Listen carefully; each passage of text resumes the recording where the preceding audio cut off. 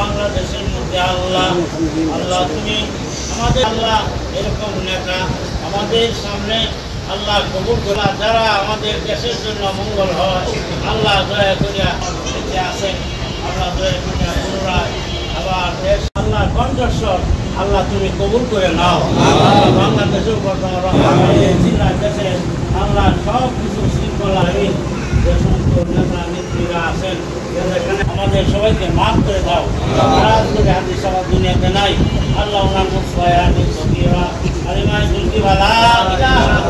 ইল্লাল্লাহ মুহাম্মাদুর রাসূলুল্লাহ ভাই বেশি শুনেন বাবা আমার দেন লাও বাচ্চা